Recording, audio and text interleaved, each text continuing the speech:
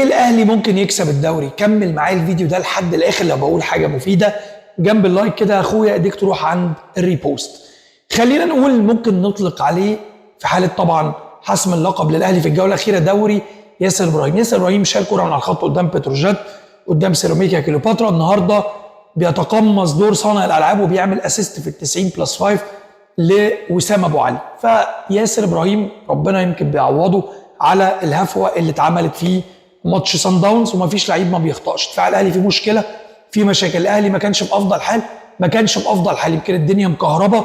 المهم ال3 نقط، وده شفناه في ماتش زي سيراميكا وماتش زي البنك الاهلي. الجوله الاخيره خلي بالكم من حاجه، يعني سيناريو دوري سيد عبد النعيم مش غايب على البال الواحد، لكن المره دي يمكن التعادل ممكن ينفع الاهلي. لكن في حاجه، لو لعبت على التعادل هتخسر، فلازم الاهلي يلعب على الحسم. وفرقه فاركو ما عندهاش حاجه تخسرها.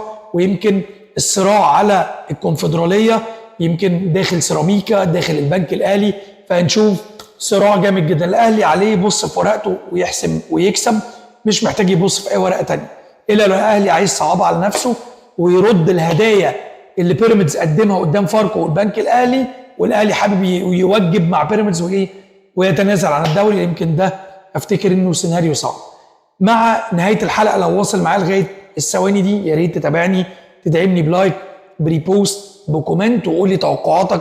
هل الاهلي وضع ايده على الدوري خلاص، ولا ممكن نشوف مفاجاه زي بتاعه سيد عبد النعيم وبيراميدز تقدر تكسب الدوري؟ سلام.